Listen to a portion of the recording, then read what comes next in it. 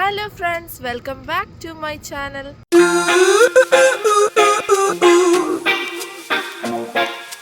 ഇന്നത്തെ വീഡിയോയിലൂടെ ഞാൻ നിങ്ങളുമായിട്ട് ഷെയർ ചെയ്യുന്നത് അയർലൻഡിൽ നടന്നൊരു കൊലപാതകത്തിനെ കുറിച്ചാണ്. അയർലൻഡിലെ കോർക്ക് എന്ന് പറഞ്ഞ സ്ഥലത്തായിരുന്നു കൊലപാതകം നടന്നത്. കൊലപാതകം നടന്നത് 2023 വിധി ഇപ്പോഴാണ് ഉണ്ടായത്. ഒരുപക്ഷെ നിങ്ങൾ ഈ കൊലപാതകത്തെക്കുറിച്ച് കേട്ടിട്ടുണ്ടാകും. ഇല്ലാത്തവർക്ക് വേണ്ടി ഞാനൊന്ന് ചുരുക്കി പറയാം. 2023 ജൂലൈ 14 വിൽട്ടണിലെ കാർഡിനാൾ കോർട്ടിലെ വീട്ടിൽ വെച്ചാണ് ദീപയെ കൊലപ്പെട്ട നിലയിൽ കണ്ടെത്തിയത്.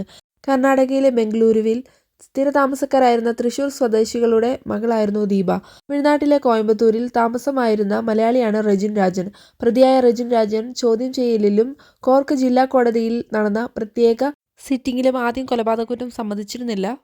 തുടർന്ന് കേസിന്റെ വിചാരണ ആംഗ്ലീസി സ്ട്രീറ്റ് കോടതിയിൽ നടക്കവേ അന്വേഷണ ഉദ്യോഗസ്ഥർ കൂടുതൽ തെളിവുകൾ നിരത്തിയതോടെയാണ് കുറ്റം സമ്മതിച്ചത്. ഭാര്യയുടെ മൊബൈലിൽ ലണ്ടനിലുള്ള യുവാവുമായി നടത്തിയ ചാറ്റിൽ അരുതാത്ത ചിത്രങ്ങൾ കണ്ടെന്നും ഇത് സഹിക്കാവുന്നതിനുമപ്പുറമായിരുന്നുവെന്നും റെജിൻ രാജൻ വെളിപ്പെടുത്തി.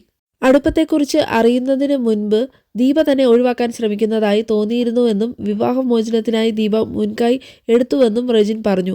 കൊലപാതകം നടന്ന വീട്ടിൽ ഇവർക്കൊപ്പം ഒരു മലയാളി യുവതി കൂടി റൂം ഷെയർ ചെയ്ത് താമസിച്ചിരുന്നു. വിചാരണ വേളയിൽ ഇവരിൽ നിന്നും ദീപയുടെ സഹപ്രവർത്തകരിൽ നിന്നും റെജിന്റെ കോർക്കിലെ പരിചയക്കാരിൽ നിന്നും സാക്ഷിമൊഴികൾ എടുത്തു. വിചാരണ ഒരാഴ്ച കൂടി നീണ്ടു നിൽക്കുമെന്നാണ് കരുതപ്പെടുന്നത്. ഇന്ത്യയിലുള്ള ദീപയുടെ സഹോദരൻ, മകൻ റയാൻ ഷാ എന്നിവർ ഉൾപ്പെടെയുള്ളവരുടെ മൊഴി ഓൺലൈനായാണ് എടുത്തത്. കൊലപാതകം നടത്തും മുൻപ് പ്രതിയായ റെജിൻ കൊലപാതകത്തിന് അയർലൻഡിൽ ലഭിക്കുന്ന ശിക്ഷ, ജയിലിലെ സൗകര്യങ്ങൾ എന്നിവയെക്കുറിച്ച് ഗൂഗിൾ സെർച്ച് നടത്തിയതായി പോലീസ് കോടതിയിൽ മൊഴി നൽകി. കൊലപാതക ശേഷം റെജിൻ എഴുതിയ ഒരു കത്തും കൊലപാതകത്തിന് ഉപയോഗിച്ച രക്തം പുരണ്ട കത്തിയും പോലീസ് വീടിനുള്ളിൽ നിന്ന് കണ്ടെത്തിയിരുന്നു. 8,50,000 പേജുള്ള കുറ്റപത്രവും ഫോറൻസിക് തെളിവുകളും 110 മൊഴികളും ഉൾപ്പെടുന്ന രാജ്യാന്തര തലത്തിൽ നടന്ന അന്വേഷണം വളരെ സങ്കീർണമായ ഒന്നായിരുന്നുവെന്ന് കേസ് അന്വേഷിച്ച പോലീസ് സ്റ്റേഷനിലെ ഇൻസ്പെക്ടർ ജെസൺ ലിഞ്ച് പറഞ്ഞു. ദീപ കൊല്ലപ്പെട്ട സമയത്ത് ഇവരുടെ 5 വയസ്സുകാരനായ മകൻ റയാൻ ഷാ അടുത്തുള്ള മറ്റൊരു വീട്ടിലായിരുന്നു. സംഭവത്തെ തുടർന്ന് മകന്റെ സംരക്ഷണം സോഷ്യൽ വെൽഫെയർ സംഘം ഏറ്റെടുത്തിരുന്നു. തുടർന്ന് ദീപയുടെ മൃതദേഹം ഇന്ത്യയിലേക്ക് കൊണ്ടുപോയപ്പോൾ മകനെ ദീപയുടെ ബന്ധുക്കൾക്ക് കൈമാറി.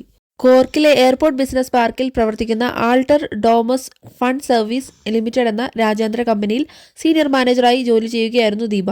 ജോലിയിൽ പ്രവേശിച്ച് 3 മാസത്തിനുള്ളിൽ തന്നെ ഭർത്താവിനെയും മകനെയും ദീപ അയർലൻഡിലെ ആശ്രിത വിസയിൽ എത്തിക്കുകയായിരുന്നു. തുടർന്നാകാം ഇവർ തമ്മിൽ പ്രശ്നങ്ങൾ ഉണ്ടായതെന്ന് കരുതപ്പെടുന്നു.